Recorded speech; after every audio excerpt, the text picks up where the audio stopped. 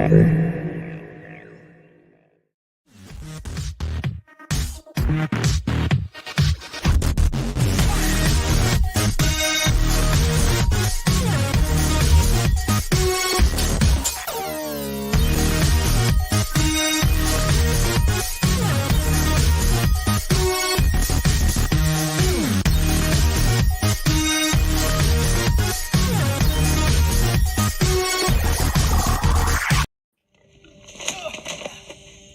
Boba Fett.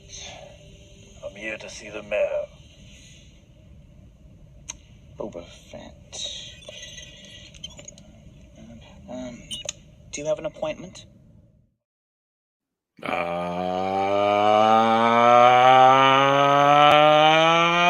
Welcome to another episode of the Market Value Chart Show. Right here, baby, at Six Scale Cantina. And are you kidding me? Is it possible that I am on the countdown for perhaps the greatest Star Wars moments in history coming up on Wednesday? And I say, are you freaking kidding me? Come on. And listen, if you don't know who I am the Dark Jedi, Aries Tarrington, and I'll be serving up all the Star Wars Hot Toys talk, along with a fine panel of me and all of you, baby. Can you smell it?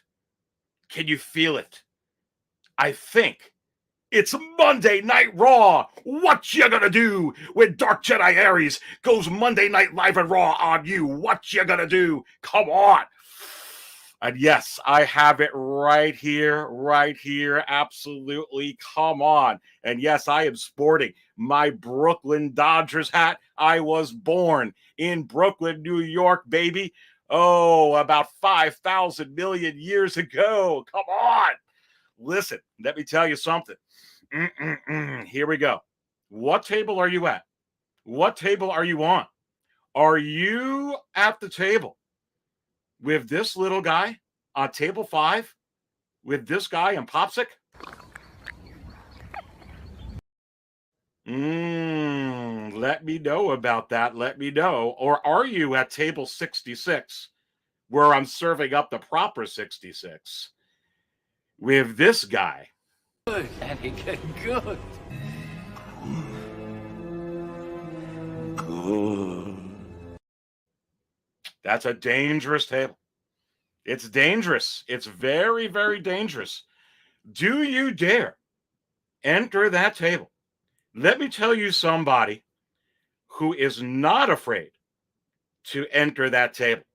As a matter of fact, this is exactly what this person would say if he approached this table. I'm Boba Fett.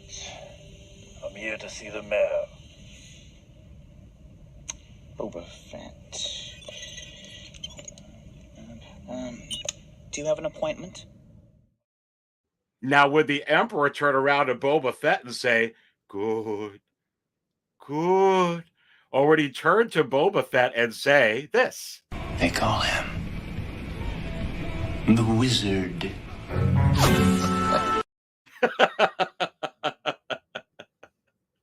I don't know if they call Boba Fett the Wizard, or I don't know if they call Fennec Shand the Wizard. But is it possible that Jon Favreau and Dave Filoni are Star Wars storytelling wizards? And I say, yes. Come on, baby. Yeah, and I know you're looking at what's at this side of the screen. That's Doc Ock. And you have to remember, and you have to wonder, with all these Hot Toys Wizard interruptions, whether the Hot Toys Wizard decides to give me a ringy-ding-ding, or whether the Hot Toys Wizard takes the likeness of so many different appearances. How many times is the Wizard going to be correct? Right now, I think the Wizard is batting 1,000, because Doc Ock, Wizard, called that right from the beginning. Called the Green Goblin, called Doc Ock, is calling Electro, the Jamie Foxx figure. It's calling the Lizard probably with a sand base. You're going to get your Tobey Maguire. You're going to get your Andrew Garfield. Yeah, they're going to give those to you. Let me get you some coffee now. Because just like Ahsoka, they gave you Ahsoka now before the Ahsoka series. Because they're going to give you another Ahsoka during the Ahsoka series, maybe a couple. They're going to give you a couple of more Tobey Maguires. There, listen. You got to look. You got to. Here's how I can help you. Here's how the Hot Toys wizard, maybe taking on my likeness in part for just about 10 seconds to tell you this. Think of Hot Toys like Watto. Mind tricks don't work on me, only money. If they're going to make money, they're going to go ahead and they're going to put it out. Oh, my goodness gracious. How are you doing in there today, everybody? Come on. It looks like I'm getting messages because I've got this Facebook thing up here over here. 67 in here already. Hit the like button while you're in here. Do the Dark Jedi a favor. Come on. Oh, my God. We've got so much to talk about. Let's go to these comments and say hello. And I'm going to have to start. My goodness. And I see some super chats in here already. I will get to all of your super chats. And here it is. Exotic Carfax in the house. Doc Ock looks more like Doc Not. Yeah, we're going to get into that a little bit. I heard that he looked like, I saw some comments. He looked like John Lennon. Imagine all the Hot Toys with no more NRDs. Anyway, welcome in here, Exotic. We've got Max's Geekdom in the house. That's a no PRO from Max's Geekdom. All right, let's keep going down. Cold Pizza is in here. Monday night live stream. Monday Night Raw. Are you kidding me? What table you at, Cold Pizza? Come on. And Scio Dream is in the house. Looking forward to Figure Talk, Aries. Reservations on table 68. Wow. See, that's a smart move. That's a smart move. Only if you could go to table 66 and say, I am Boba Fett. Can you really be secure to sit at that table? Come on. Table 68.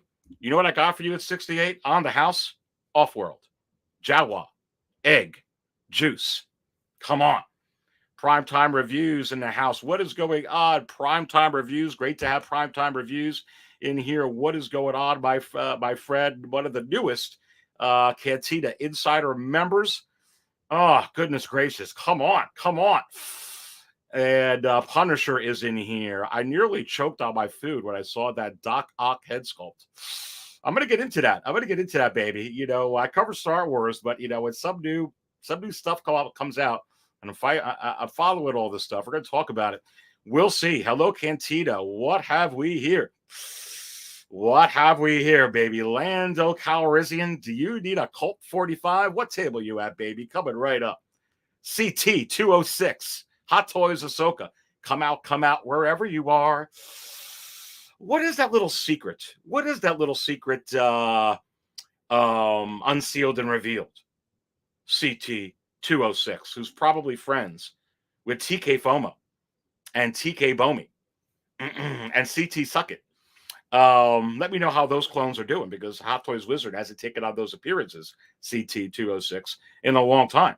And CT 206, you have to wonder, is it possible the Wizard can take on your likeness? And I say, you never know. But that secret unsealed and revealed, is it Ahsoka? Is it possible? Is it Django? Maybe it's something out of left field. Who knows?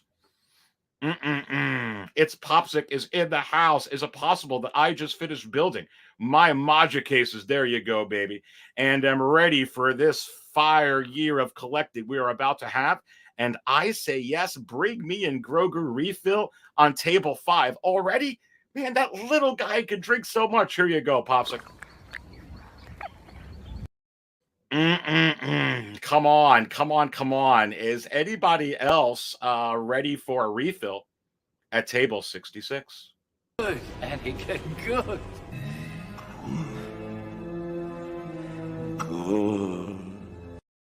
I cannot wait for that freaking Obi-Wan show coming up in May. Who's ready for that? Let me know in the chat if you're ready for that.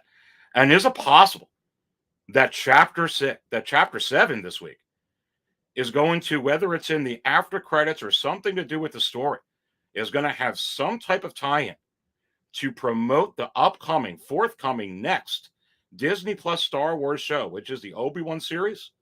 And I say, yes. Come on. Brandon's in the house. Hello, all ready to spill a gallon of coffee this week. I've got it serving up, baby. What table you at? Nice and fresh. I got house blend. Look at how you can almost see through that sucker. Come on. That is the finest coffee from the finest coffee beans on Tatooine, baby. Nefty is in the house. What is going on? Chewy, that Doc Ock is definitely something. Nobody's into this Doc Ock. Oh boy. We got a lot to talk about with that. Chris K is in the house. OG fan when Star Wars was just Star Wars in the house. What is going on? The Thor. Good evening, Mr. Aries and all. Good evening to you. What table you at, baby? Diablo Fett. What's going on? Saying hi to Community Arcade. Chewy 73. Hello, everyone. Not Star Wars, but my Pennywise finally arrived. He's glorious. Well, you got to get together with Dante from the man of Hot Collectibles and Will Foxification. They are adorers of that figure. Is it possible that will be their figure of the year? You have to wonder. Come on. Let us keep going down this list over here. Raylo Binks in the house. I'm going to need a Cad Bane brewski on table 67. Man, dude,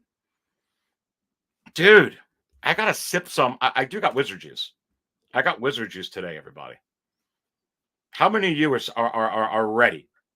Make some noise if you are ready for Chapter 7 of the Book of Boba Fett. I'm sucking down some wizard juice to give you everything that I got today on what I think is going to happen. We're going to get into what I think is going to happen on the Book of Boba Fett, what I think some possibilities are in the direction that they're going to go, and a little bit about Jon Favreau and Dave Filoni that maybe you didn't realize. Mitchell's in the house. What's going on? Paul Morales, Louis Labitz, Star Wars all the way from the UK. Good evening, everyone. Come on. Hope you are all well and getting pumped up for Book of Boba Fett, Episode 7. Come on, baby. Man of Hot Collectibles in the house. Hello, collectors around the world. Come on, my man Dante is in the house. Let's go. Chewy 73. Community Arcade. I'm trying to get to everybody over here. Valiant Archer. Be real. What's going on? Be real. I think I already said see a dream, but come on. The Collector in the house. What is going on? Ralph, Boba Who, Riley's Reviews. Let's go, baby. Come on. We'll see. Is it time? This is the moment you've all been waiting for, live from Tatooine. It is Live and Raw with the Dark Jedi, Aries Tarrington, who's serving up all the Star Wars Hot Toys talk. And come on, baby. We're creeping up over here. Now we're in the 80s watching. Hit the like button while you're there. Come on. Ross in the house. My man, single songwriter in the house. Single songwriter. Start typing your predictions for Book of Boba Fett. Come on. Rebel scum. Hello, Aries, and all the good people in the chat. Xavier Test, what's up to you too, my friend? Hulkster 88, I smell it. Come on. Monday Night Smackdowns. Come on. I wonder what's more entertaining, Monday Night Raw or Live and Raw with me? You have to wonder. Refill the little green guy already. Goodness gracious. We got to keep refilling this little green dude. But you know what? I have to brew more there, Popsick, because this is what happened on the way to your table. Because we got chapter 7 coming up. Chris K, table 3, coming right up, baby. Let me bring you some wizard juice. Come on, Bob Dylan, my man. Give me a suicide with black coffee coming right up there. Bob Dylan coming right up to you. Double shot of Jawa juice coming up right here, my friend. And whatever the heck else you got on tap. How about some of Easy Company Collectibles? Buttermilk beer mix. It's coming right in here. That's specialty, man. Specially made for Easy. Come on. I'll bring that right up to you, my friend.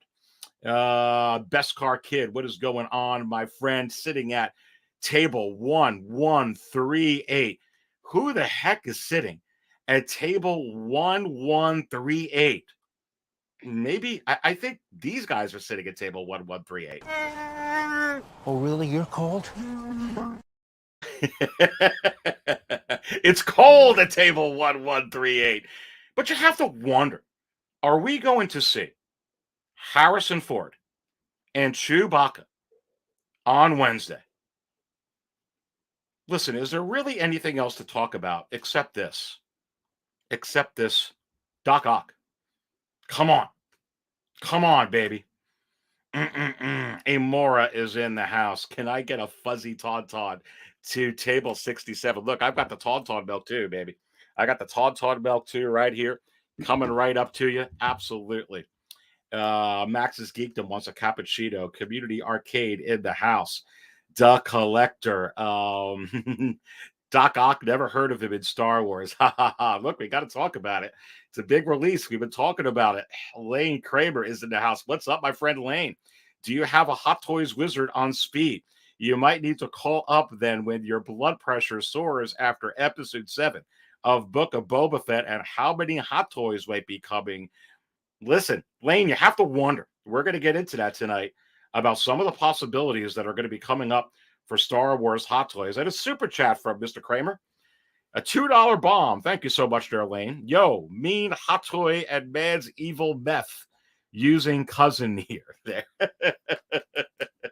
Well, I don't quite know what that means, but let me cheers to you, Lane Kramer. Can't wait to get Lane back in here. Lane, you have to wonder, your favorite character. Is Mace going to show up? Your absolute favorite, most adored character in the world. Is he going to show up this Wednesday? I got some thoughts on that, my friend. Wayne, what's going on? What's going on, my friend? Ready to spill the coffee is Chewy73. Fig Fate. Doc Ock is perfect in every way to me except the sculpt. But they said it's not final, and I'm confident they'll fix. I'm super excited about this figure either way. You know, look, that's a good point. With 92 in here, and I'll continue to say hi and get to your super chats in here, so just keep them coming. That's a good way to open up what's on the screen, because I really want to get into a lot of Star Wars. But I do want to talk about this. Look, I'm going to be honest with you. I'm going to give you my honest impression, because I really don't have any stake in these, because I don't collect Marvel right now. I don't collect anything Hot Toys other than Star Wars right now. That doesn't mean that I won't. That doesn't mean that I follow it, especially what's going on right now with all the Spider-Man figures. I follow them. I follow it all, and I have quite a bit of knowledge on it all. But I could tell you my first impression when I looked at this, I thought it was the Doc Ock that there was a Doc Ock put out years ago, like around when the DX07 was released, and someone was putting up I didn't think that they'd be back already releasing stuff from the Chinese New Year now. I heard a rumor that they would be. Obviously, they're back, which is good. But that was my first impression. And like I said, I have no stake in it. And then I realized, I was like, oh, wow. I went to a Hot Toys Facebook group to verify. That's where I was going. The Hot Toys in the Hong Kong page sometimes takes too long to load. But that is the God's honest truth. So right off the bat there, I was exactly like, this must be an old one. Look, welcome in here, Fig Fate. I'm gonna blow this up onto the screen a little bit and go to a bigger screen as I say hi and spill coffee, talking Star Wars here. The figure looks outstanding to me. It looks outstanding. Let's go through somebody's. I mean, look at it. It's fantastic. It's that head sculpt right there, and the hair. I wasn't exactly. I wasn't sold on it from first glances. It looked a little interesting, especially with the backgrounds that they're using. I'm very. I don't quite get the backgrounds here. I don't quite get the glasses. I get the John Lennon comment. That's doesn't really look like John Lennon, but I get the funniness. You could take anything and say that looks like this or that. I think this looks. That's not bad. That's not bad. That's pretty good. honestly, I think I don't know. I mean, it's amazing. I mean, it's amazing. Here's my thing, guys. I've said this how many times? You've watched how many of my shows where I said they have to do a better job with their photography? And is it possible that that's really the real problem here? Is the lighting that they're using, this backdrop, which I'll have to go back and watch No Way Home. I would have loved backdrops where they were on the bridge, they had the fight scene. I could see some of that. Maybe some of the images of when they were inside Aunt May's house. There's just something here I don't like about this backdrop. To be honest with you, I don't quite get it. And you have to wonder, is it possible that they sometimes are not all the time, but are missing the mark on the way that they photograph these? I feel like there needs to be as much QC, and what I mean by QC, for some of you that don't know, quality control, not only in the production of these prototypes, but there needs to be some QC, and not only in production of the regular production runs, QC in the photography and the marketing that they do. Because in a sense, this is marketing. This is marketing right here. You're marketing a product that they're asking you to be able to put dollars on. And obviously, with some of these, whether it's the lighting or it's the head sculpt itself or whatever, they need to do a better job on those presentations. And sometimes they nail it. If you look at the photography they used for Ming Na Wen for the Fennec Shan figure, or how about the Costco Reeves figure? It was absolutely out of this park. If they put Costco Reeves with a background just like this, is it possible it doesn't look as good? Did they use the same photographer? I don't know. Let me continue to say hi to everybody who's in here. Come on, it is Aries is live and raw. Jason Kugler, Tatooine T at Table 10. Come on. Trexler says Aries is fired up. I'm always fired up. Look, I'm going to tell you this right now because I'm spilling coffee. We're going to keep it all positive this episode. It does look like that there are some problems here, but already JC Hong responded, and you could bet your butt that they're 1,000% going to nail this when the final production photos come out. Don't worry about it. But we'll continue to look at it a little bit here. 16 Fig, what's going on? Flo is going in there. Clone Trooper in the house. MD Dyson in the house. Come on. The Doc is in the house. JB, first the beautiful Costco Reeves and followed by the questionable Doc Ock. Yeah, look. With all positivity, which is what I'm all about, I'm going to tell you that you heard from JC Hong, and it's going to be their number one priority. They're going to fix this. And you have to wonder, with a lot of these that came out, I don't think that this is, let me put it to you this way.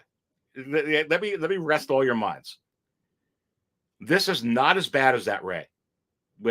I'm being honest with you. Okay? It's not. It's not as bad as that Ray. And that Ray came out for a lot of people, figure of the year, one of the best hot toys ever. They will do this justice. Don't worry about it. Fat Batman in the house. Hey, everyone. Are we ready? Come on. Chris Elliott, what is going on, my friends? And I'm trying to catch up. It's Popsic Yahoo. There you go. All right, Popsic. Listen, baby. We didn't spill it on the way to you this time. Are you ready? Are you ready for your refill?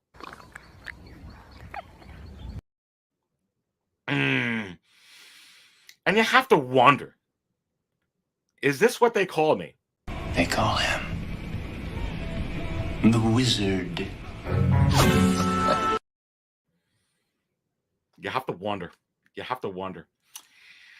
Come on, Wayne Timothy, what is going on, my friend? Love Book of Boba. I love it too, and I really loved Chapter 5, and I really loved Chapter 6, Wayne. And is it possible that Chapter 6 was one of the best pieces of Star Wars in Star Wars history, all by itself? And is it possible that Chapter 7 is going to be perhaps a more great history? Maybe the greatest moments in history. We're going to get into that. We're going to get into that. Doricus Maximus in the house. What is going on? Greetings, King Aries. May the force be with you. May the force be with you, baby. Listen, you know what they say when you come to Live and Raw. This is where the fun begins. Come on. I got it all up in here. Come on. And Seth is in the house. My man, Seth Reckup, another great contributor and another new member, another Cantina insider. Look, I'm going to let you all know right now at 111 in here. One of the things that I added onto with the Cantina memberships, and all you got to do is click on the join button, see everything that it comes with, or go to sixscalecantina.com.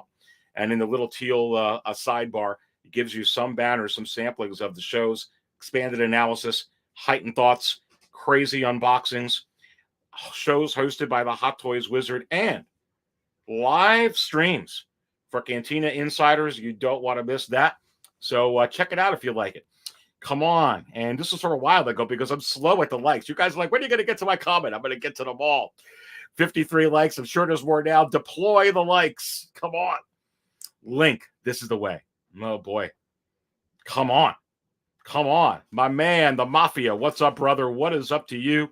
6 Scale Mafia. Look, Mafia. You have to wonder. After you watch Chapter 7, are you going to do this? I have a sneaking suspicion that you will. Good to have 6 Scale Mafia in the house. Hit 1,000 subscribers. So happy for him. 113 in here now. Come on, DVS, what is going on, my friend DVS? Hot Toys should release Obi-Wan Clone Wars before the TV show. You're not kidding, baby. You're not kidding. Is it possible that is the secret unsealed and revealed? Boy, wouldn't that be something if that comes out like some type of exclusive, like the armor? You have to wonder. And Doricus is calling it now. We will finally see Lobot in the Book of Boba Fett series finale. You know something, baby? Let me tell you something. I don't know if you're serious or if you're kidding. I'm here to tell you, you never know. You never know. You never know if Lando shows up. Which I don't know. Frog Lady clinks in the house. Tea at table 8. Tea's coming. Would you like a little buttermilk beer to go inside that? It's not exactly like what do you call that? Amaretto. But come on. Continuing to go down the comments over here. Fad Gadget. I'm thinking Mace Windu on Wednesday. Yeah. Man, we're gonna get into that. Look, we're gonna get in. We're gonna get into that. Let me continue to say hi to everybody in here. Star Killer in the house. Need my caffeine fix. Coming right up, my friend. Let's continue to go down. Flow Chick in the house. Come on. The Thor is in the house. Collector number 1, my man. Hope everyone is doing great. Hope you're doing great. What table are you at, buddy? Christian Crosby, what is going on? Trexler is in the house. Aries is fired up, baby. Oh, my goodness. So many in here. Let's continue to go down. Let's continue to go down this list. And let's talk about Sam Short. I want to talk about this figure a little bit, this release. 808 Michigan Jedi in the house. Listen, spilling a lot of coffee already there, my man. 808 Michigan Jedi. Can you dispatch? Can you help us get some backs, some mops? Come on. I don't know. Castro is in the house. 6 Scale Central. Man. TX Boy is in the house. TX Boy 210. All right, listen. Man, oh man, oh man. Let's look at this. Let's look at this again. Let me blow up the screen a little bit. Mafia says, I can't wait for Chapter 7. Yeah, that's what I want to get into. That's what I really want to get into here. But let me blow up the screen because this just happened. And let's talk about it. Tell me your thoughts in here.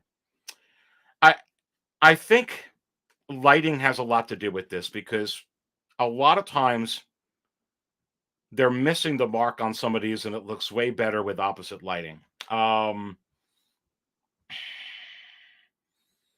But they should have some quality control on this. I mean, I don't know. I'm being honest. Like I said, you guys know me. I always try and give it the positive spin. But I am being honest. When I first looked at this, and I've got no stake in it because I'm a huge Star Wars nut, and I like all the Marvel stuff, and I like all the DC stuff, and I like all the other stuff. So coming it from an objective point of view, I did actually look to see if this was an older release that they were just putting up, that somebody put up, because I did not think that this was going to come out today. So that was my initial thought from looking at this. So even with me, I was kind of like, oh, okay. Now looking at the rest of the figure, I think it looks hot, baby. I think it looks good. I don't know. What do you think of that shot there? There's that shot again. Look, looking at everything that it comes with, does anybody know the price of this yet? Is this up on Sideshow? I think this is an outstanding figure. This is a figure that a lot of us wanted, that a lot of us need, that a lot of us are looking forward to. Hot Toys has been nailing these figures time after time after time again. They're certainly not going to make a Tony Stank error again. So I think that's possibly why J.C. Hong responded this morning very, very quickly. And look, I agree with a lot of people that are upset.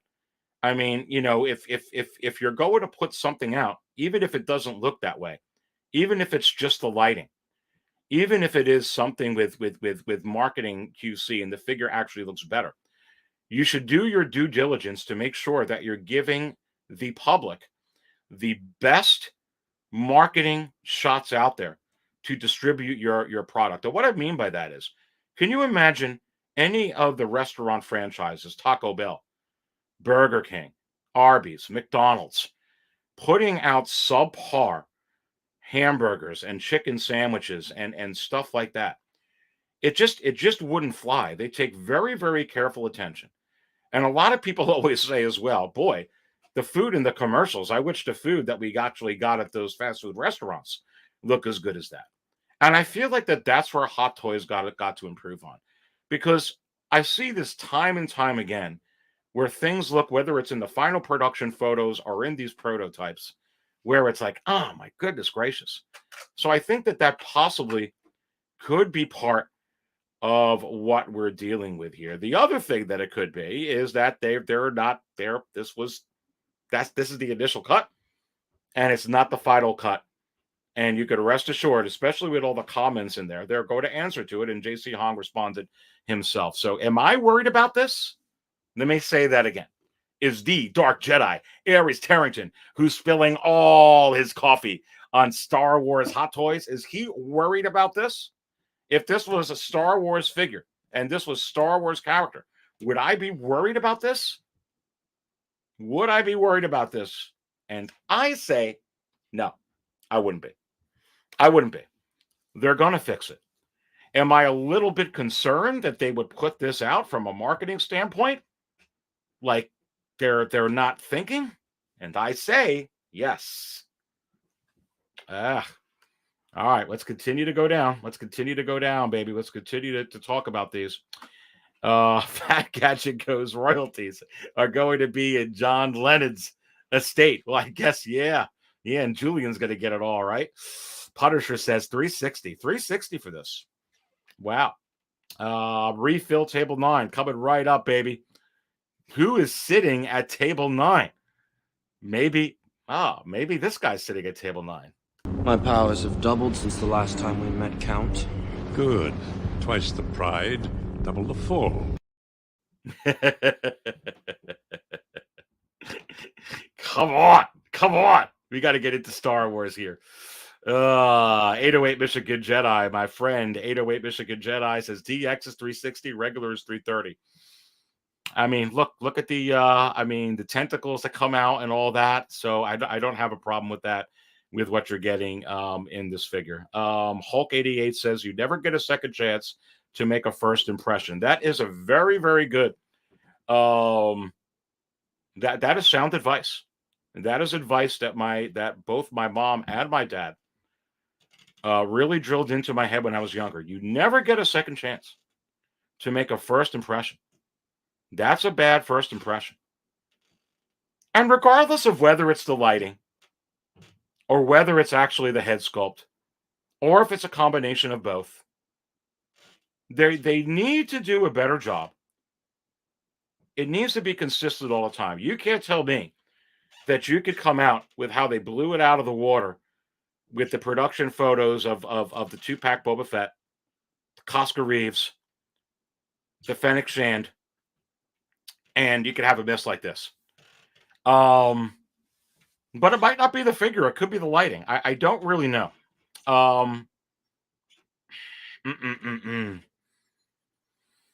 MB Dyson says, I got my long-awaited Exo 6 data today. Ooh, there you go, baby. Congratulations. I will be unboxing later. There you go.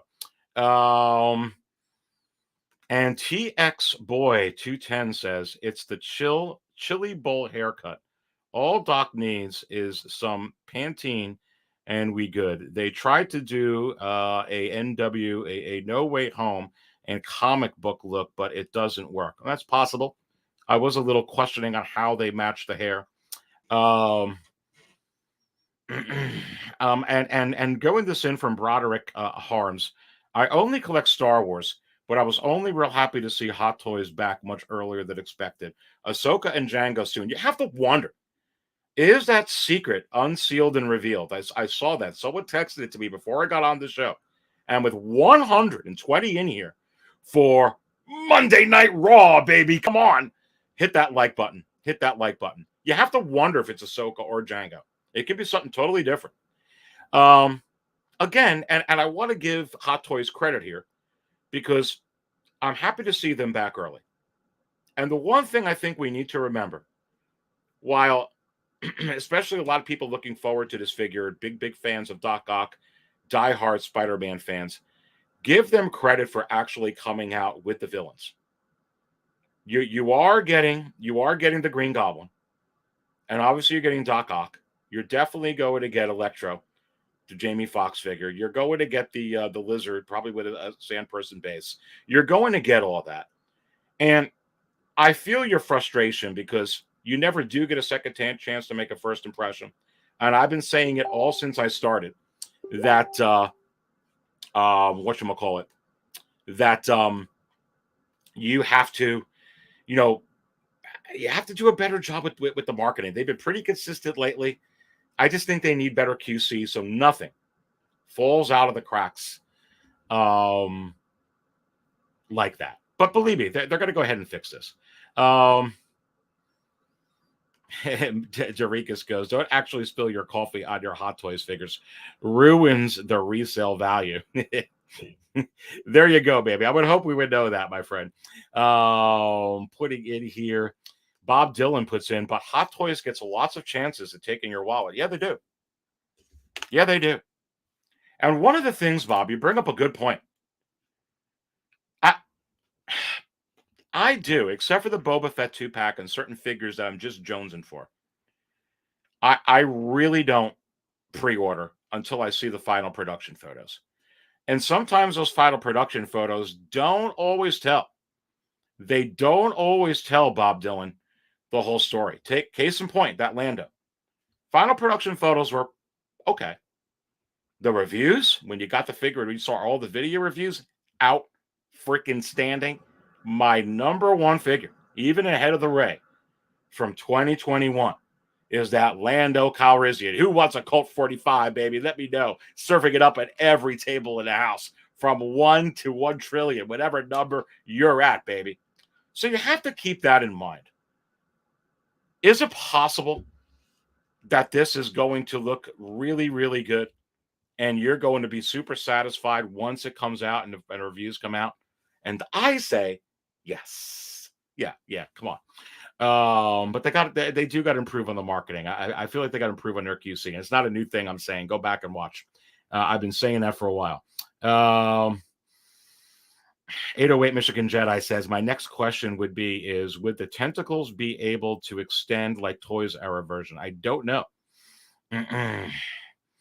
And Braden says, Aries, you have to wonder, is it possible that the unsealed and revealed is Jango Fett? Look, I've been talking about that. And I say, we'll have to keep an eye on it. Maybe I'll hear from the Hot Toys Wizard a little bit later in this show. It really would be nice, but you have to wonder, is it actually going to be the Ahsoka? Or could it possibly be another figure that...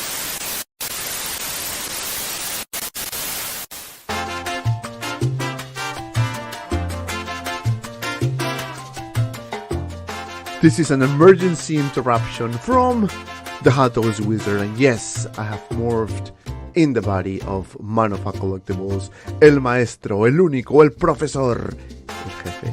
And let me tell you, I have some predictions for you, but you have to wonder, is it possible that we're gonna get an amazing figure or figures? Well, you need to stay tuned to the show, because let me tell you, what I'm about to share is gonna blow your mind away. Reporting live from the body of Man of Collectibles, the Hot Toys Wizard, and you're watching 6-Scale Cantina. Start dashing, my friends.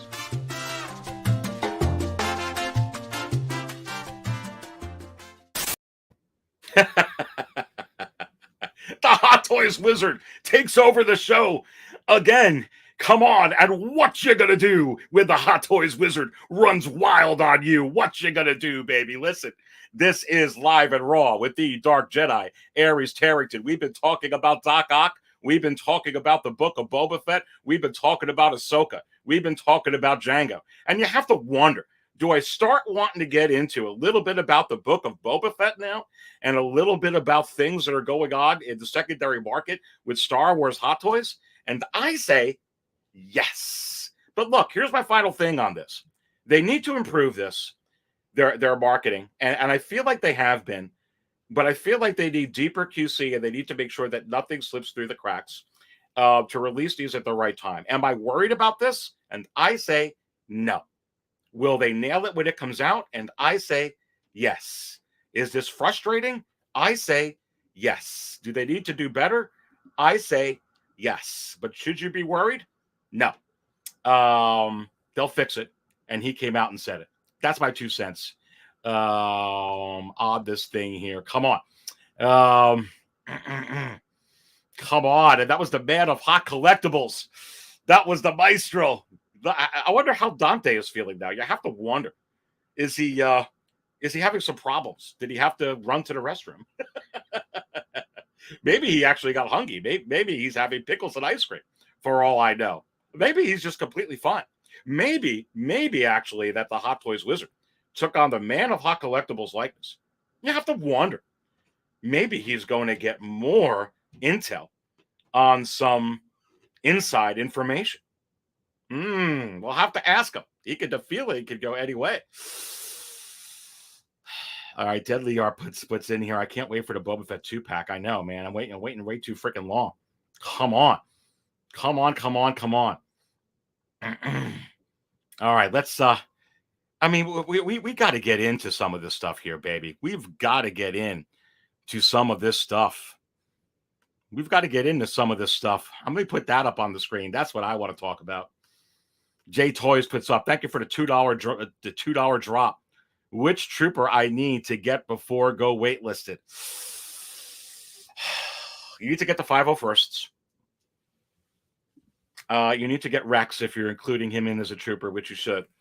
Yeah, you need to get the Coruscant Guard, just going off the top of my head. Look, I told you this before. When the end of March comes, you're going to have a lot of these things that are going to go on waitlist. Right there. There's some right for you, my friend. Thank you for the $2 drop.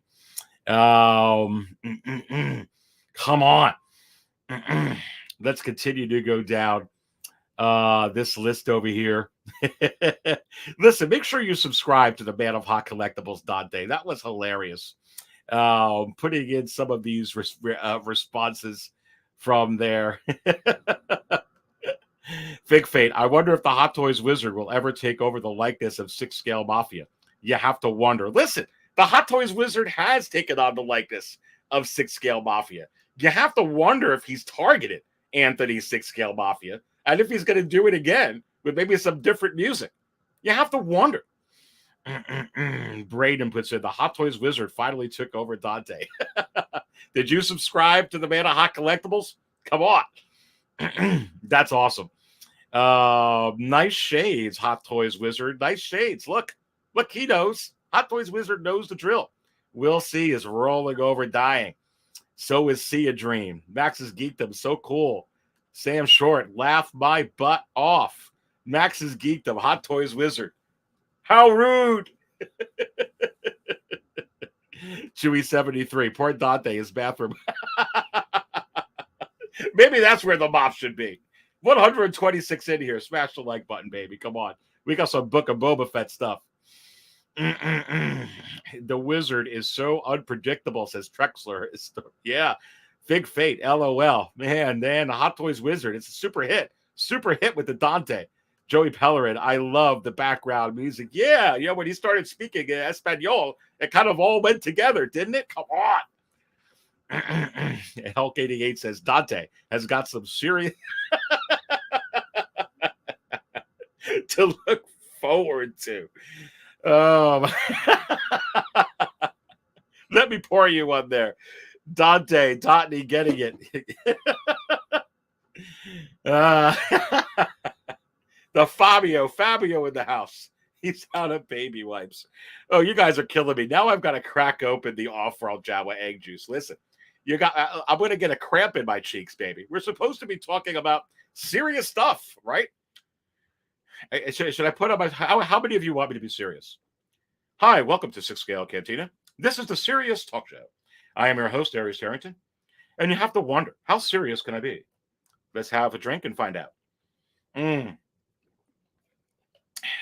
What you gonna do when Aries Harrington goes serious on you?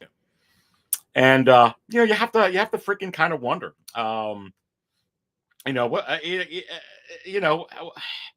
Fabio, maybe he gets to talk about baby wipes a little bit.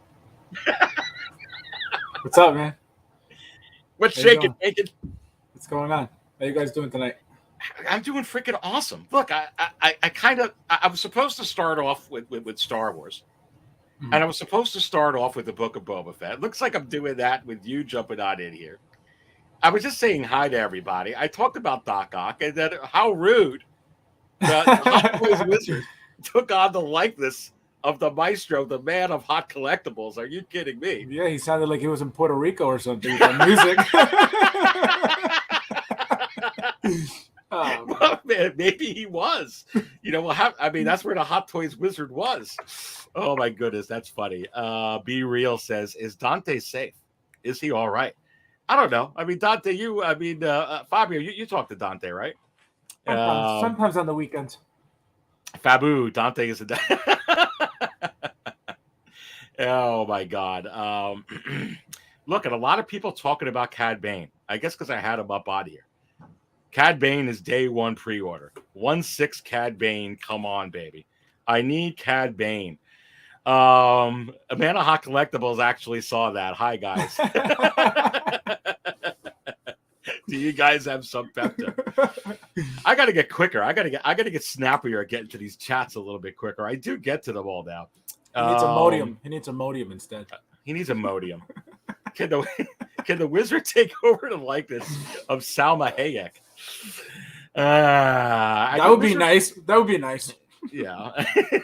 The Wizard can take on the likeness of anybody. I mean, come on. Ladies man, 12:27 in the house, Fabio says, 2 days left till Han Solo. Look, let me ask you this question. And we could touch on the Doc Ock thing before we go and all that, but I want to get into the Star Wars here. How excited are you for Wednesday? How excited are you for this Chapter 7? Because I'll be honest with you. I'm pretty freaking excited, dude, because that was some of the best Star Wars in history for a lot of people, for me. what I saw last week, and I am just. Can I see Han Solo next week? I don't know if I'm going to be honest with you. I don't know if the rumors are BS, because it's very possible that it's BS. We may not get Harrison Ford. We may not get Sam Jackson. We may not get anyone. But they kept saying, even the actors and actresses involved in the show, that there is a big money moment in Chapter 7. I feel like that they were on vacation during Chapter 6 and may not realize the big moment was last week. But as much as I love Bosk, and I better get him next week, I don't think that's the big finale payoff, just Bosk. Like I said before, I don't think so. I think we're going to get something very, very big. Is it Han Solo? It could be. We don't know. I don't know. I'm hoping for the best. I'm hoping for whatever is going to blow our minds. But something big is coming, and they're going to leave us hanging with something big that hopefully will continue with The Mandalorian. Yeah. And your impressions of this, and I was talking about it on my Insider live stream yesterday. And again, if you're a Cantina Insider, I do live shows now with the Insiders. And one of the things that I was discussing was, I feel as if Favreau and Filoni are masterful storytellers. Here's the thing I want to point out to everybody, Fabio. If this was Rian Johnson directing this series, I would be worried. If this was Kathleen Kennedy herself directing this series, I would be worried. If this was J.J. Abrams directing this series, I would be worried. Even if it was like someone like George Lucas, Irvin Kershner, Steven Spielberg, I would be skeptical. But here's one thing I want to point out. I think the thing that we're all forgetting, with 140 in here, is that this is being directed by Jon Favreau and Dave Filoni. And if you were in a coma for 2 years, Fabio, and I told you with just 8 episodes that Favreau and Filoni in a show called The Mandalorian, you were going to get Boba Fett, you were going to get Bo-Katan, you were going to get R5-D4, you were going to get Ahsoka Tano, you were going to get Grand Admiral Thrawn, you were going to get R2-D2, you were going to get Luke Skywalker. You would probably look at that with all rightfully and say, "That's how are you going to fit all of that in freaking 8 episodes?" And I think that's the thing. They are the hot toys wizards. They are the wizards of storytelling. And I think that that's the thing we're missing. What do you say?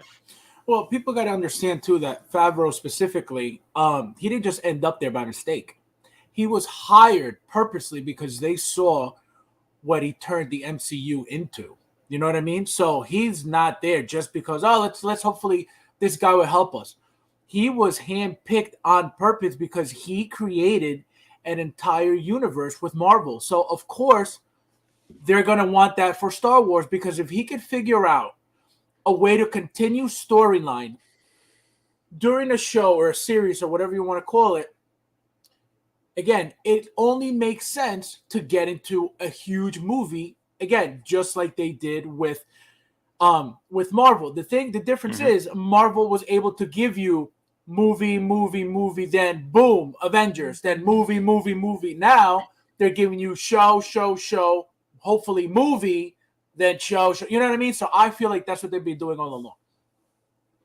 Yeah, and I really think so too. I think that Favreau and Filoni, as the head of this, with a lot of consulting, not from Kathleen Kennedy, but from George Lucas, and those aren't rumors, those are facts, are really. I think one thing that we're also forgetting, besides the Favreau and Filoni, they put in 7, and there was more. All of those characters in 8 episodes of a show called The Mandalorian.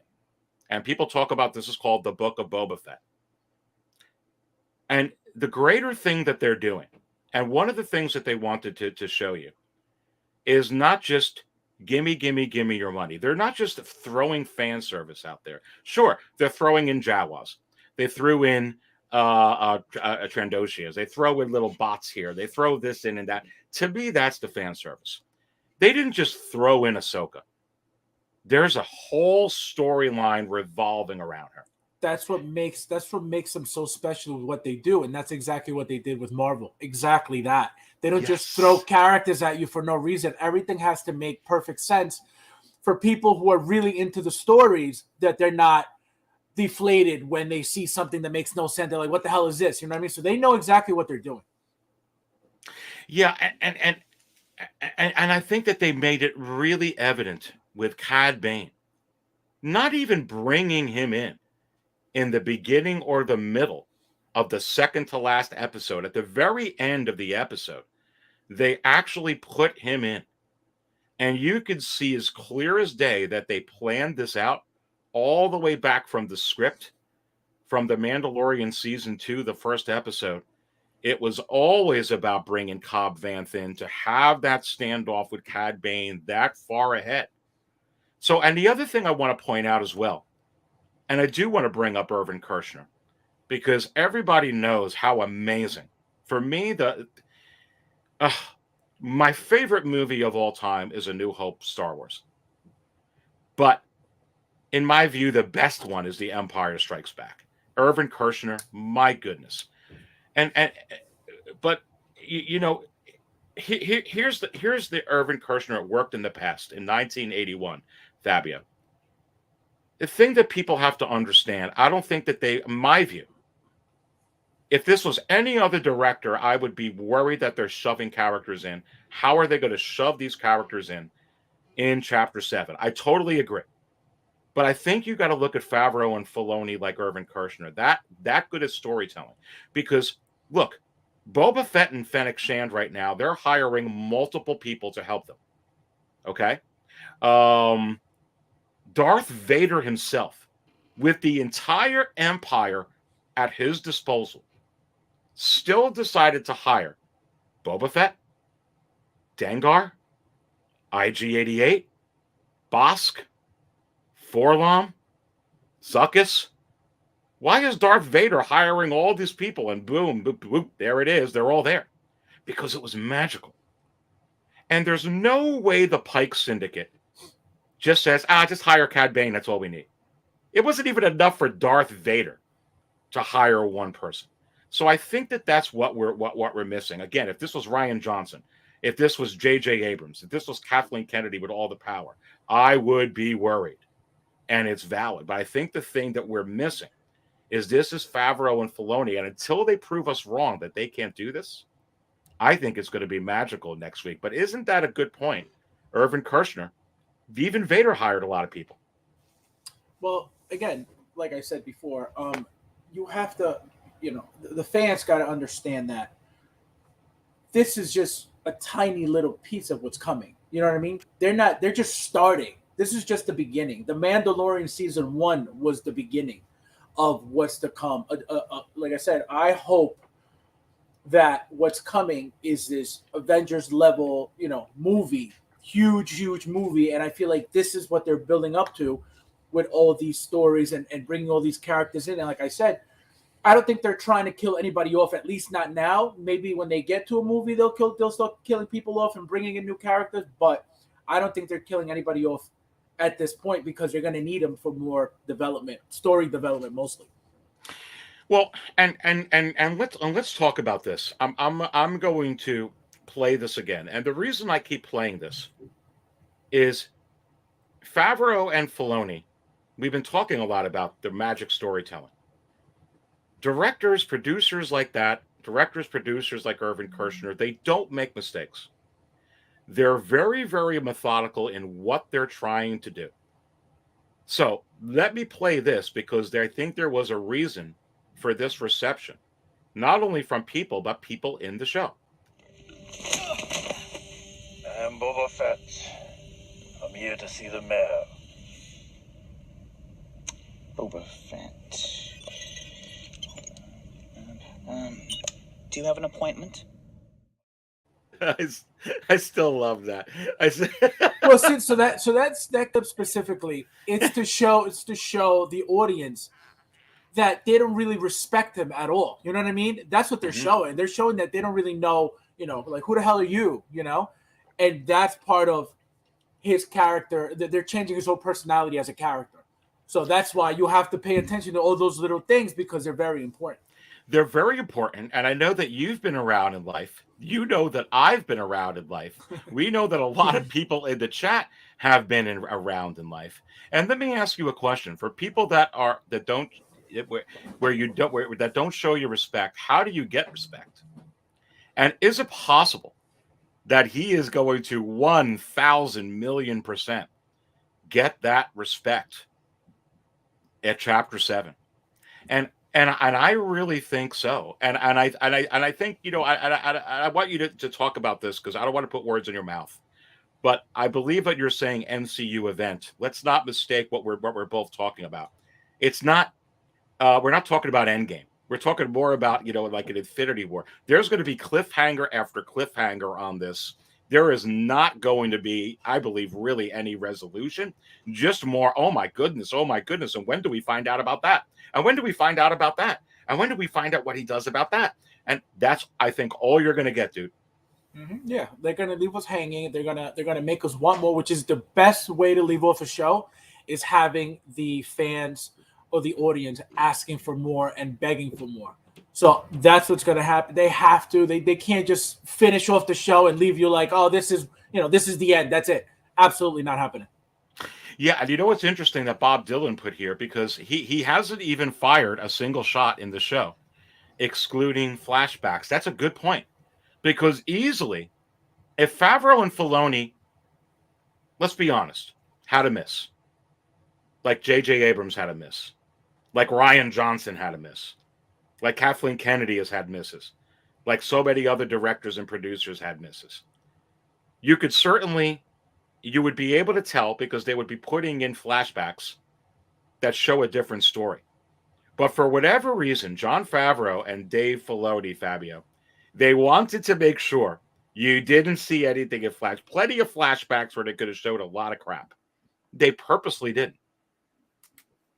Well, because the whole show would be an entire flashback then. You know what I mean? We haven't seen much of him for how long? So they could have easily just given us more, but they didn't want to do that. That would have made the show completely boring, just one huge flashback, that's retarded. So that's why I don't think that they would have ever went that way. They have to give us flashback. It's just common sense, and it'll tie in story. But if they would have turned that into a whole, just flashback, it would have never worked. It would have never worked at all. Here's an interesting thing. Hulk 88 puts in Boba is going to hurt some feelings and get mad respect in episodes Chapter 7. And I agree with that. But Single Songwriter puts in maybe. But he could just kill everyone and fly off for another adventure in another chapter. That is an interesting point, because we don't exactly know the story arc that they're going in. I get the sense that there's going to be some tension between Boba and not just the Pikes, not just the crime syndicate, but maybe someone who we're thinking or some people that we think are his allies. I'm thinking something is going to happen. That happens, Fabio, in good storytelling, where suddenly where there wasn't tension, there is tension. It could set him off. Any one of us have a breaking point or a point. I don't know. I mean, and I don't know if you would have a problem with that, but if they just turned him villain mode, do you have a problem if Boba Fett just goes villain mode? I personally don't. No, because that's who he is. He's a cold-blooded. What did he call him? A cold-blooded killer, I believe. That's what he said. Yeah. So that's his nature. That's how we know him. That's how he was introduced to us. First time we saw him, that's who he was supposed to be, a killer. So him having that in him shouldn't shock anybody, at least. But the fact that they're doing his character, how they're giving us his character, like, very like he's weak, like he's just like starting from scratch pretty much. You know what I mean? Like everything that he accomplished in the past just doesn't matter anymore. Now he's this brand new person coming out of this hole. It's like this. It's rebirth. You know what I mean? He comes out of the hole as a new person. So that's why I feel like the whole, bringing more people in. When you're a bounty hunter, it's just you. Now he wants a crew around him. Now he wants, loyalty. Now he wants people to watch his back. You know what I mean? So they're doing something different with him. But if he comes out and starts killing everybody, it shouldn't be shocking to anybody. No, I totally agree. I don't think it should be shocking to anybody. I want to bring this up onto the screen. Okay. Let's see if I can pick the right image here, Fabio. All right. Again, magical storytelling. All signs point to, there is no doubt 1,000%, Grogu's going to choose the Mando. He's a young kid. He misses his dad-like figure. He's going to choose that. End of that storyline. Luke goes off on his own. He drops him off. That's the end. I have a sneaking suspicion that they know that we're thinking that. Is it possible that something happens? And it could just be he chooses the other one. He chooses the lightsaber. And we're like, whoa. It could be that he chooses both. It could be that he kind of puts his head down between his knees and doesn't choose anything and refuses to choose. It could be that something happens and somebody shows up out of nowhere and interrupts the conversation. Do you foresee any of those scenarios or a different scenario where it could go that way? Possibly. That could be something to throw as a curveball. You know what I mean? Like we're all expecting one thing and then boom, they switch it up on us. Absolutely, 100%. And is it possible that the Dark Jedi thinks that when you go to this scene again, that exactly what Fabio and I are talking about is that's what's going to happen? And I say, yes. Look, I think we're going to spill our coffee on Wednesday, and I think that this is going to be a pivotal moment that is going to contribute, Fabio, to that MCU event that you are hoping that they go to. And I think that this moment plays into that because I think you got to have Luke in that MCU event. Now, question for you. What do you think? So let's say, for example, Grogu picks the lightsaber, right? So now are they putting Luke in The Mandalorian to continue that storyline? I've always felt, and I've said this from the beginning, and I think that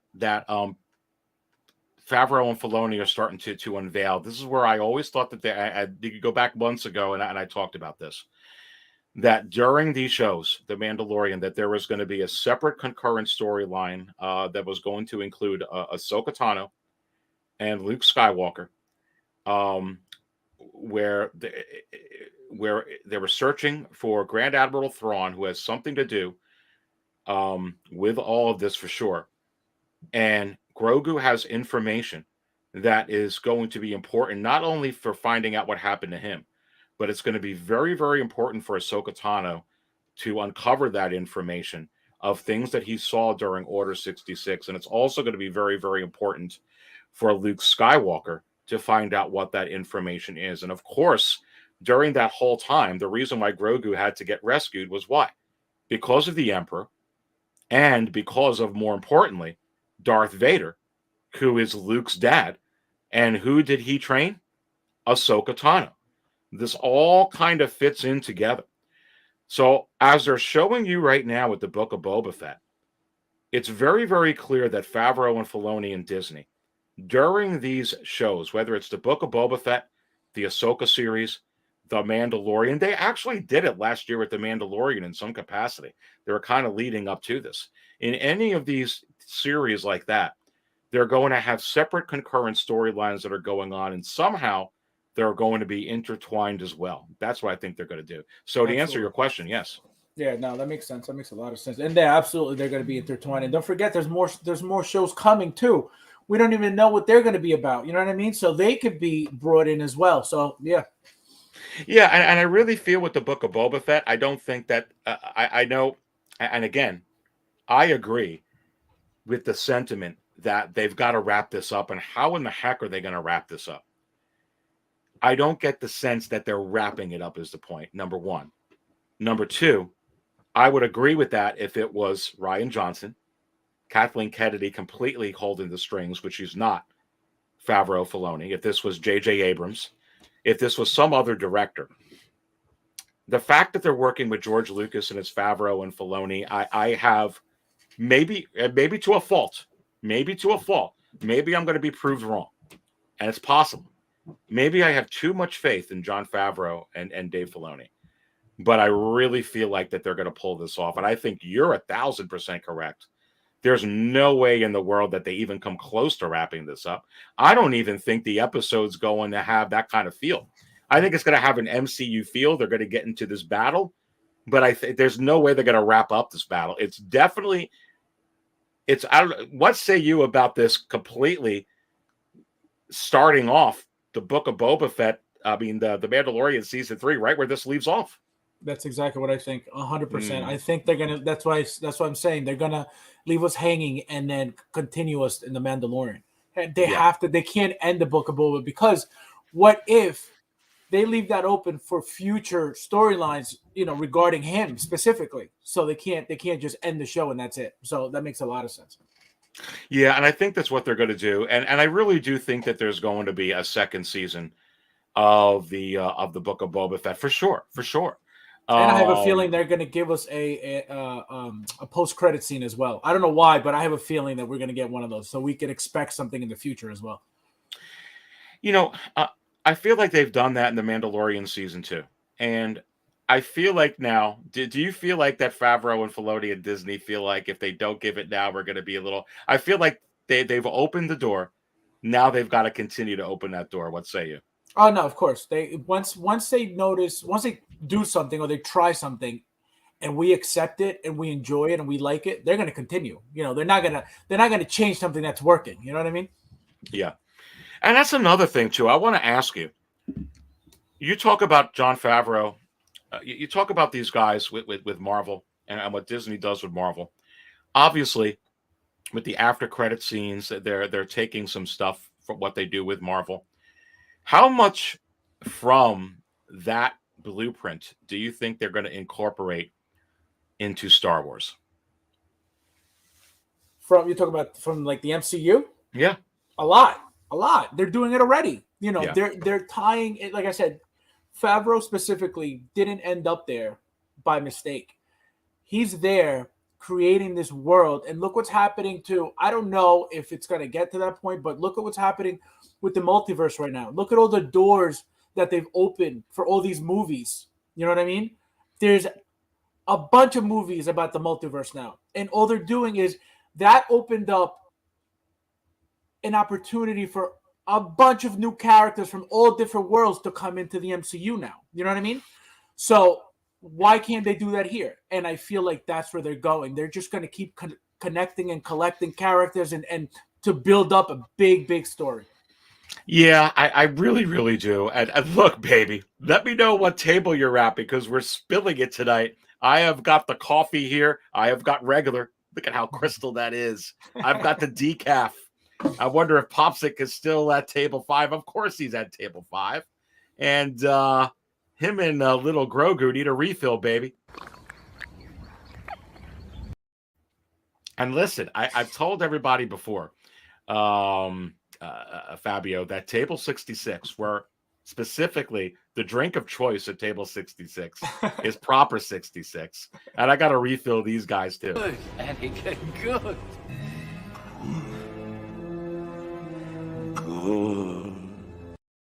Look, man, I think that this freaking chapter 7 is going to be so off the wall crazy. We're going to, you talk about diarrhea, man. We're going to lose our stuff. I feel like the Hot Toys Wizard is going to take on the likeness of Jon Favreau. I feel like the Hot Toys Wizard is going to take on the likeness of Dave Filoni. And wow. And let me bring this up on why this could happen. And let's see if I have this image up. And I do. And let me go ahead and go to it. And here's the reason why. Favreau and Filoni opened the door, Fabio. They opened the door showing 501st Stormtroopers in the Jedi Temple from Revenge of the Sith. They opened the door. Somebody got Grogu out of there. It could have been somebody who helped Mace. to a transport, and actually that person got Grogu under his orders. It could be Barriss Offee. It could be another Jedi we don't know about. It could be some other good guy we don't know about. But there was clearly a figure, as Single Sword Writer has put in many of the comments from the past shows, the past weeks on different channels. There's clearly a figure, if you slow down the thing, at the side of Grogu's eye coming up on his side. I don't know who that figure is. We don't exactly know if the 501sts are straight ahead of Grogu. So I can absolutely see this happening. The other thing you have to consider, though, is wasn't it interesting that the 501st troopers didn't just shoot Grogu? Now, I and that figure by him. I want to point this out because we're talking a lot about this guy. And I'm going to go ahead and put this up onto the screen to drive home my point, if I can find it, and I believe that I will. Let's see here if this is it. Isn't it interesting, Fabio, that the 501st, Anakin was killing younglings, not just Jedi, killing children. Dead. Please, sir, no, dead. Which means the 501st were shooting. They didn't have their phasers on stun. Star Trek reference. All of a sudden, Grogu's in front of them and they're not shooting? Is it possible that Anakin Skywalker said, listen, thank you, Emperor. I need you to save Padme. When I get all the power and this is my new empire, I'm going to kill you in your sleep, just like Darth Plagueis was killed in his sleep, and I'm going to get my own damn apprentice. Is it possible? Absolutely. That's the only way you can make sense out of something like that. And remember, we spoke about also a huge gap in the storyline. How did Luke end up with Yoda's lightsaber after he lost it during the battle? You know what I mean? Like things like that. Like they didn't fill that in. Like I said to you, you know, it's not relevant, but it is because those little gaps in storyline. It's like, but how did this happen? You know what I mean? Yeah, they skip it because it's a very small detail, but it's like things that we need to know how we ended up there. You know what I mean? Yeah, it's real interesting. And here's the very interesting thing.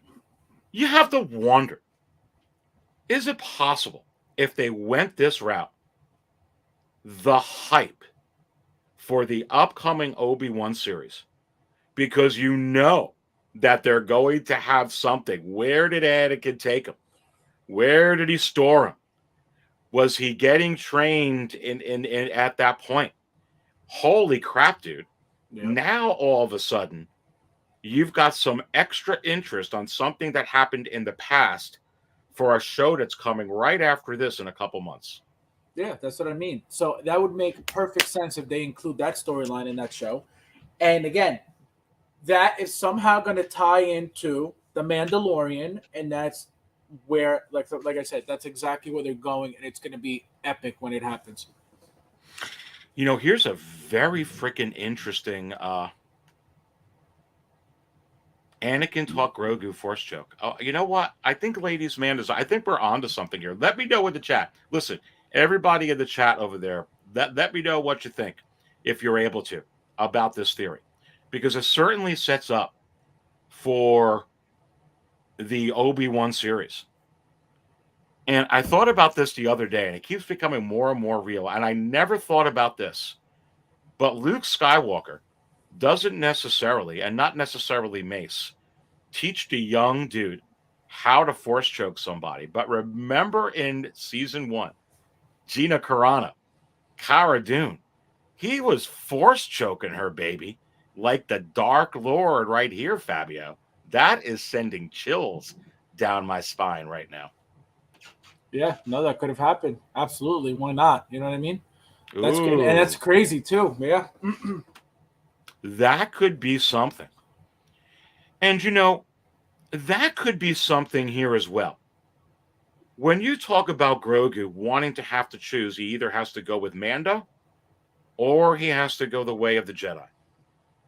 If somehow Grogu has a vision and Luke is able to interpret that vision, and he sees that his father was the one that took Grogu away, Is Luke going to say, even though you choose Mandalorian, you're too dangerous to just be left with the Force with the training you already had from Darth Vader? I mean, you're opening up a lot of crap right here. Yeah, and then all of a sudden Ahsoka's involved and she was trained by Anakin. I mean, just think about that. And I'm not saying it's going to go this way. And no, but it's possibilities. It's possibilities of things that could go, that could happen. Absolutely. And I know we've been talking about Mace because they want to bring Sam Jackson back, and he is going to come back.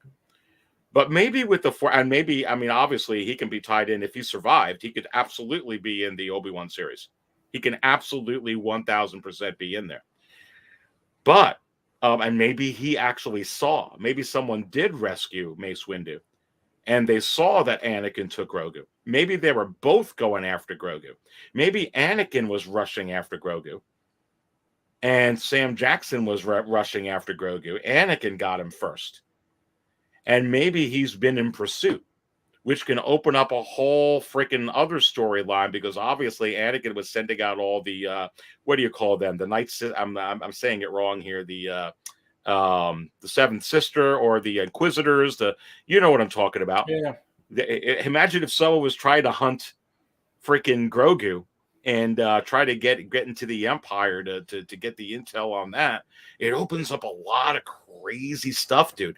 But he can't just go with Mando if he had dark side Force training, can he? Well, I mean, he can, but he shouldn't. But he shouldn't. You know what I mean? He shouldn't. He should not do that. Yeah, I mean, let me know what you all said in let me know what you're thinking in the chat here.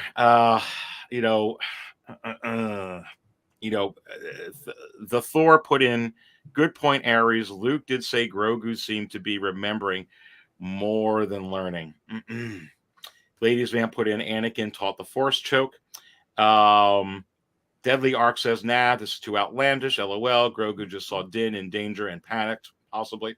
Yoda died with Luke by his side. That's how he got Yoda's saber, right? Okay. Let's see. Well, the saber dropped during that battle. I don't know if you guys remember. He hit it off his hand and it dropped into this pit, and people just assumed it just got destroyed. But I don't know. My question is, how the hell did Luke end up with it? You know what I mean? Yeah. And Single Songwriter put in here, what if someone dark took Grogu? Yeah, that's what I'm saying. What if Anakin? I mean, then later lost a child to someone light. Yes, that's a great story. Yeah. And that opens up, right now we're just thinking, Fabio, and Single Songwriter puts this up. What if it was a scenario where Mace knew, maybe they didn't show this in Revenge of the Sith or Attack of the Clones, but maybe, just maybe, all the animosity Mace had with Anakin, he didn't think he was the chosen one. He gave Anakin a lot of crap. Maybe Anakin, like a jealous Padawan, like a jealous Jedi, not getting out the Jedi Council, maybe he knew who his favorite son was. And maybe he knew that it was Grogu. Maybe he knew that he didn't believe the prophecy, and Mace always thought it was Grogu. Maybe he knew if he survived, or maybe he does have Force powers, Anakin. He could sense if maybe Mace didn't die. There could have been an extended scene there. And he could have been hunting Mace while the 501st were there. Mace was going back to get Grogu because that was his favorite son. Anakin got away with him. Mace is looking out to go get that. I think that Single Songwriter is up to something here. That also opens up a huge door with the Inquisitor's storyline. Yeah, because it gets a little bit more deep now. Yeah, no, it makes a lot of sense what he's saying, because and don't forget all these, if they do decide to get into Mace, we're gonna have all these flashbacks as well of as a filler to fill in those little holes in the storyline. So that would be amazing too. Can you imagine? Yeah, it would be crazy. Listen, this is Live and Raw, and I have a very special guest, Fabio from Fab's Figures, that is in the house. Come on. And listen, make sure you subscribe to Fab's Figures right here. Fabio Land, as I like to call it. He has an awesome collection, and I love going through some of this stuff with you. So listen, we're going to continue to talk, but I am going to warn you, it's last call. So let me know what table you're at as we continue to talk some coffee spilling stuff here. Are you at table 5? I know Popsic just said he's at table 5, and like normal, Grogu needs a refill. But wait a minute, on the way to serving him, this just happened. Because if they go this way with this Anakin thing, dude, it sets up the freaking it sets up the Obi-Wan series. And I don't know. That's a real interesting theory. There's a lot of threads with this. And I got to ask you this about Grogu, okay?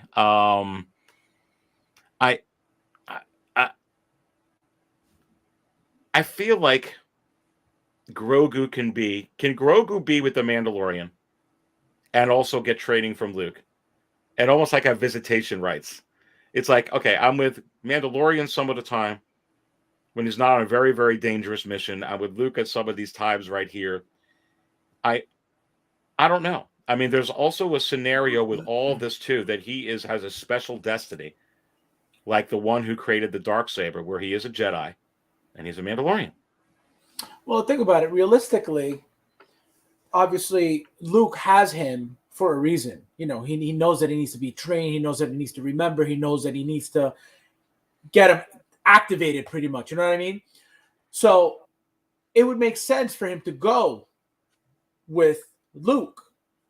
But the attachment of the father-like figure to Mando is what's going to make him choose, you know, at least we think, or you know, we're assuming that that's what's going to happen. But there's something about him that, you know, and I'm assuming we're going to find out at some point that he's getting split into both sides. Why can't Luke just say, go with him, you know, and I'll train you anyway?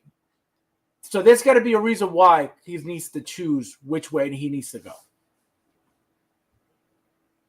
Yeah, no, and that's a good point. And Mafia with the $10 drop. Good to have Anthony still in here in the cantina. Surfing it up there, Anthony. What table you at, baby? My only concern is Invader #1 Charles Soule comic run. Who's going to go with this? Palpatine destroyed Yoda's saber. So I'm not sure if they're picking and choosing what canon. As we know, Black Chrysanthemum is also from the Cotton comics.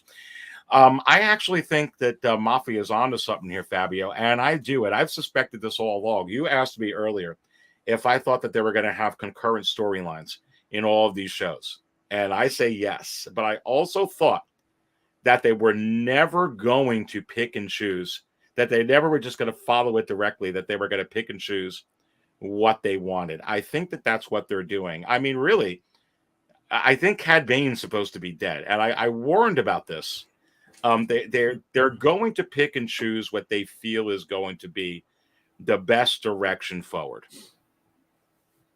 And don't forget, speaking specifically about Yoda, George Lucas, you know, if you really look into the Yoda character, George Lucas didn't give you too much detail, too much depth on Yoda. He left his character very, very mysterious, very, you know, very vague. Maybe they're doing the same thing with Grogu. That's what we're always trying to figure out: what, you know, what, where, when. You know what I mean? Because that was their goal. And I feel like, you know, obviously George Lucas is involved in all this as well. I feel like maybe they told Filoni and Favreau not to get too much in depth with you know, Yoda specifically, because if you listen to when Luke was talking to Grogu about Yoda, it was just very, very vague. You know what I mean? So I feel like maybe they're doing the same with Grogu. Yeah, it's real interesting, and great points there, Anthony. Thank you so much for the $10 drop, baby. You guys are all watching live and raw with the Dark Jedi, Aries Tarrington, and I'm serving up all the Star Wars Hot Toys talk. And you have to wonder, is it possible that when I come on the Aries Tarrington show Wednesday at 6 p.m. Eastern, I would have been doing this all freaking day? Because I'm sure we're not just going to get one moment. Is it possible we're going to get 2 moments, 3 moments, 4 moments, 5 moments, 6 moments? Come on. Oh my God. I am so excited. And again, I kind of want to wrap this up with saying that I think the equation that we're missing in the Book of Boba Fett, because all the concerns are valid, is the equation like E equals MC squared. Is Favreau and Filoni equal magical storytelling? And again, they proved it with The Mandalorian with just 8 episodes, that they can bring in all the different characters that I mentioned. And if you were in a coma and I would have told you that in The Mandalorian, that they would have given you Boba Fett, Bo-Katan, Ahsoka Tano, Grand Admiral Thrawn, R5D4, R2D2, Luke Skywalker, you would say that I'm out of my mind. There's no way possible you could fit that in 8 episodes. And I totally agree, especially a show that's about The Mandalorian. And especially if Rian Johnson was directing it, J.J. Abrams was directing it, somebody else, or Kathleen Kennedy was, I'd be super concerned. But I think Favreau and Filoni, for me anyway, I've given them the benefit of the doubt. Man, even with Cad Bane, because a lot of people were saying, Fabio, I better bring this up again. After Chapter 5, yeah, it was great.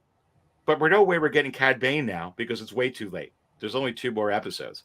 But they planned this. They are so, I feel like they're the wizards. They, like I said, they know exactly what they're doing. This is not by coincidence. They've planned this from, years ago.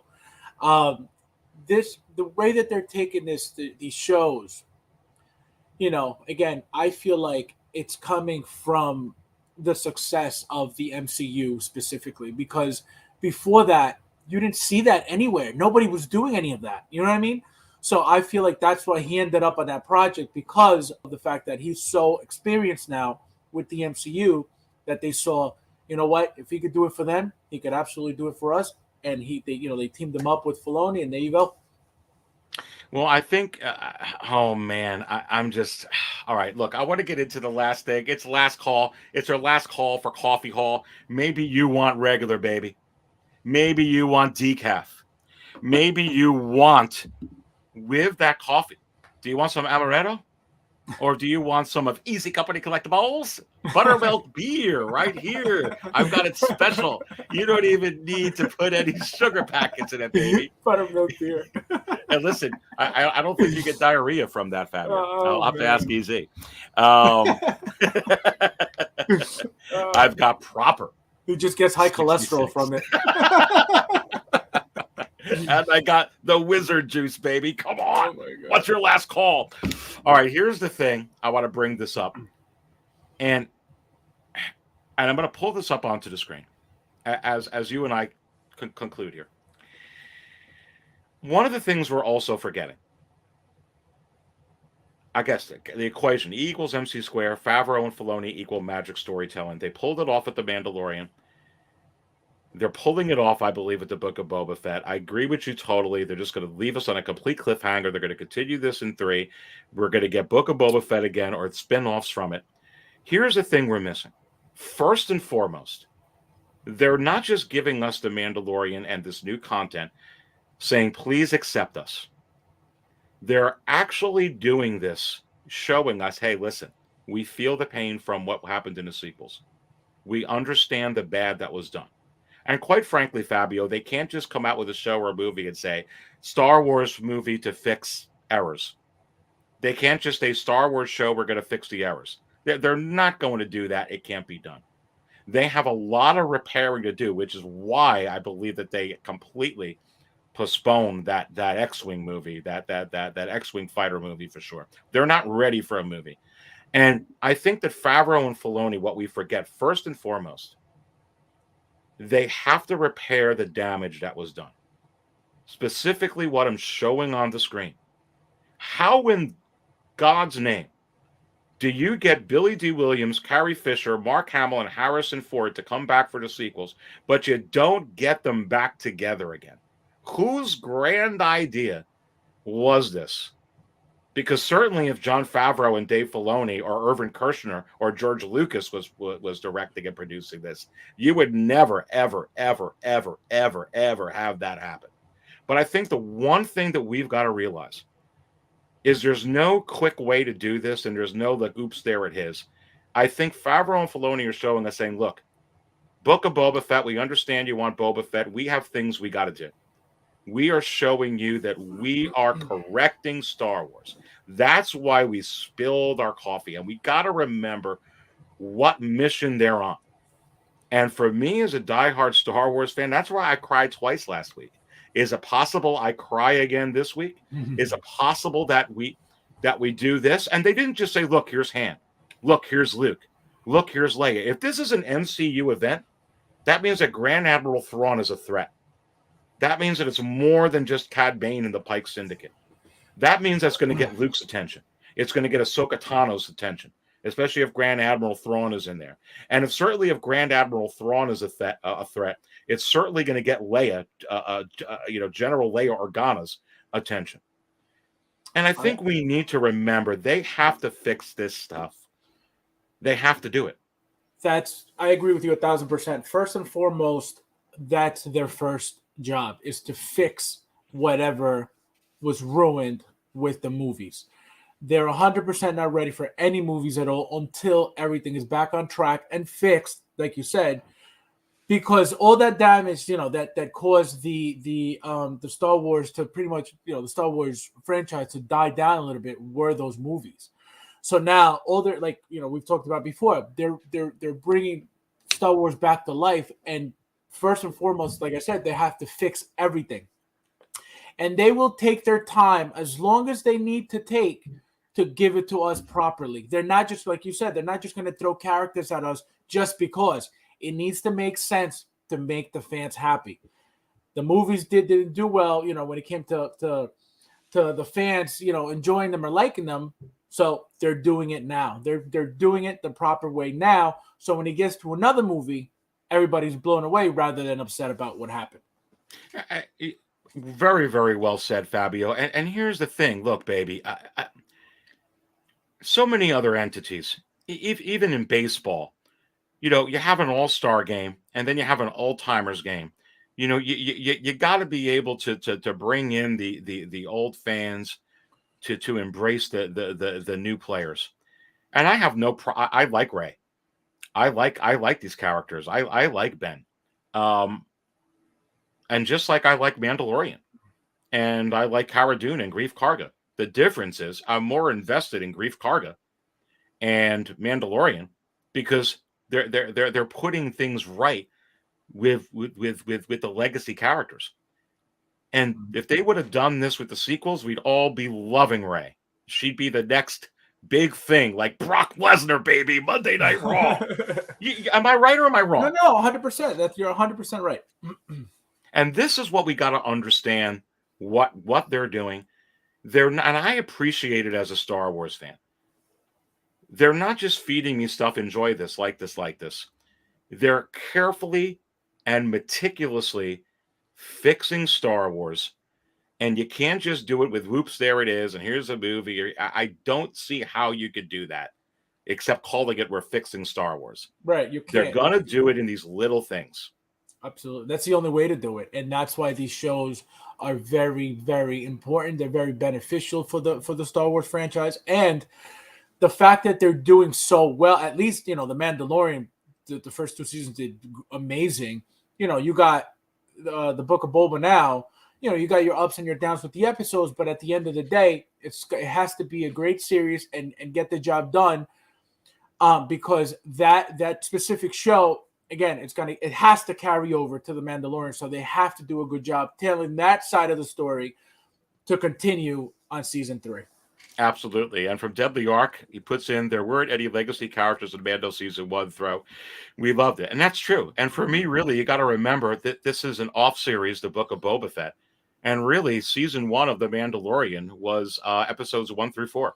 And that comment right there, it's perfect. Think about it. Season 1, we didn't get any big characters because they were building from scratch. Yeah, we got so all there the, was no yeah. there was no reason to give you, Luke in that first season, or you know what I mean. Mm-hmm. So that's exactly what they're doing. They're taking their sweet time, and it's great. There's no reason to rush anything, because if you want to do something properly, you want to take your time with it. The moment you rush something, It's ruined because you didn't take your time to specifically, stage or set your pieces where they're supposed to be to make the story make a lot of sense. 100% right. And way I look at Boba Fett, the first 4 episodes were basically, why was it so slow? It was as slow as the first 4 episodes, which go back and watch it. I told people yesterday in my Insiders exclusive live stream, watch the first 4 episodes of The Mandalorian season 1, and then watch the first 4 episodes of The Mandalorian season 2. You think you're watching a different action show. It's that different. No, absolutely. And what they did. Yeah. No, go ahead. No, I was going to say that's exactly why you need to take your time with this stuff. This is, and I feel like the movies didn't, the last movies didn't do well because I think they were rushed. You know what I mean? It was more about let's make this money than let's give them a good storyline. You know what I mean? Because they were just on that roll of let's just keep making movie after movie, which is what ruined the movies. Now they're taking their time to set up. Again, that's just my opinion. They're taking their time to set up a movie that will, number one, bring back the legacy of Star Wars. Make the fans fall in love with it again. So that's why, again, they have to take time with all of these stories. And you talk about these legacy characters. Look, I cannot wait. I cannot freaking wait until Wednesday. They have the pieces in place. I'm not saying this is going to happen. It's probably not going to happen. We probably just get Harrison Ford, which is coffee spilling, and it's going to make me cry. But they have the pieces in place with Grogu right now with this MCU event with Luke. They already got Mark Hamill in the thing. To have a reunion with Mark Hamill and Harrison Ford back on Tatooine, back together again, huh? Wouldn't miss it. How are we doing? Same as always. Not bad, huh? That would be amazing. I can actually see them reciting that whole freaking sequence on Tatooine. I would lose my stuff, dude. Just like if the Hot Toys Wizard took on my freaking appearance, baby, or I had some of this buttermilk crap that we put into the coffee. Come on. I'm telling you, man. It's possible this could happen. And if it is an MCU event, you might as well bring in Carrie Fisher's daughter, Billy Lord, have her be the actress that portrays her, maybe put some CGI over her. And they have, Fabio, a couple things in closing here. They have a Lando series coming up. And hopefully, I think, hopefully we're going to get Donnie Glover, confirmed to be playing Lando Calrissian. But I almost feel like we got to see Lando to start getting, to get people ready for Lando. I mean, you at least have to hear his name somewhere or something. Yeah. Yeah. I mean, if it's certainly a galactic threat, you never know.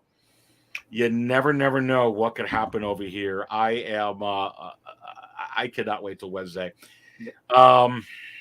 It is absolutely crazy. And as far as Hot Toys, like look at this, dude. I'm going to put this up on the screen. We're going to get everything. It's going to be awesome. Okay. I want to show you something here. Just sold. This is a Luke A New Hope figure. Luke A New Hope. $586, Fabio. With 42 bids, not including the $20 in shipping. Or tax, if it applies. Oh, my. You remember when you could pick up this figure for $350? $325? I remember when I picked up 2 for retail. I mean, look at this right now. I mean, can you imagine if Han Solo comes back in here? Forget it. I mean, it'll be just that high, just like that. And stay tuned for a lot of my upcoming shows as we get into a lot of stuff with the market value chart. Market value chart has been updated. Go to 6scalecantina.com. Check a look at the market value chart, just updated today with a lot of this mind-blowing stuff. The Luke A New Hope figure is on the rise, just selling now, actually, during this show at $586. And I'll pull up another one here, Fabio. I mean, I'm not surprised by this. I was warning people that this was a grail all over it, even though some people question the head sculpt. I think it's a good head sculpt from its time. It's one of my favorite figures in my collection. along with this one, from our friend Ray from Hawk Wars Toys as the seller. $610 took the best offer for a Han Stormtrooper. Are you kidding me? Not including the $24 in shipping, not including taxes. And I'm telling you right now, the Han Solos are just going insane. If they show up, even for a second, Han and Chewie, or in this show, like the rumors say, is it even possible that we don't get another Han Solo release? We're getting another Han. 100% we're getting a Han. 100%. Whether it's a reissue, whether we're getting a Han. Period. Alistair McCroy goes, "Hey, that's my auctions." Well, I think this one's Hawk Wars, but unless Ray has a different freaking account. But no, I love it. Man, I mean, the secondary market is crazy, dude. And I mean, and for that reason, because it's so high on eBay, Hot Toys is going to come destroy that. They have to. Yeah, they really do. Look, JB says, I say yes. Look, it's late. That's all I got for tonight. Fabio, I appreciate you coming in here with me. Look, I was going to get into a bunch of other stuff, but there's really nothing right now that's topping what we're going to see. And the amount of Hot Toys that we possibly could get, not only from Chapter 5 and Chapter 6 that we saw last week, but from Chapter 7, are you kidding me? And I think if we see Bosk, if we see Mace, if we see Leia, if we see Han, if we see Chewbacca, we see IG-88, we see Dengar, I think we're going to get them all. And I think it's not just because, forget about how popular the series is now, because after Chapter 5 and 6, it's like the most popular thing out there right now. Everybody knows Luke's in it. Everybody knows Grogu is in it. Every grandma now is going to tune in to see what's going on. I think we get a lot of drops from this dude. Yeah, no, not only that. Not only that, but don't forget, we're going to get figures from this show. Whoever carries over to The Mandalorian will get figures from them with the Mandalorian label on it, with the logo on it. So we're going to get a whole bunch of stuff from every single show. Guaranteed. Yeah, for sure. Absolutely. Absolutely. It's crazy. And just pulling this up onto the screen, this is sixscalecantina.com. And, if you are all not subscribed to sixscalecantina.com, you may want to consider doing so. It has the latest information, not only for Star Wars Hot Toys, but for everything going on at Six Scale Cantina, like this live and raw, baby, Monday Night Raw. What you gonna do when the Dark Jedi goes live and raw on you? Come on. I mean, this is great talk. And you can see it right here. If you were on the website earlier today, you would have known this was going on. You could also subscribe. Please subscribe to Six Scale Cantina, because then you get the notifications as well if you're watching it. Again, I mentioned before, if you're interested in becoming a Cantina insider, just go right to sixscalecantina.com, and you'll see on this little teal bar, we have some of the banners of some of the videos we put up, like Insiders Live. We go live a lot. Now we have the What Goes Into the Chart. Wizard hosts a show. Sometimes you get the Hot Toys Wizard hosting a show. Look at these crazy unboxings. It looks like Felicity Jones is right next to me looking at my screen. I mean, freaking Hot Toys. Come on. You see the breaking news right here. Cosca Reeves and Axe Woves. Is it possible that this is going to change real quick, fast, in a hurry now that the Chinese New Year is over? And I say, yes. Look at Han Stormtrooper. Look at R2-D2 original trilogy. Look at Rey. Heavy infantry Mandalorian. Forget about it now. Pushing 450. Is it going to go over the $500 tier range? Go check out sixscalecantina.com. It is absolutely crazy. Of course, the link to Fabio from Fab's Figures and all Star Wars Hot Toys creators. Just go to the resources and links page, and you can go ahead and get to them all right in there, baby. Fabio, this has been great. Yes, tell us what's going on your channel, because I'd love to. I love that last tour you did, dude. It was really good. All the music, seeing all the figures, it's like freaking amazing. Yes, thank you for having me. I love being here always.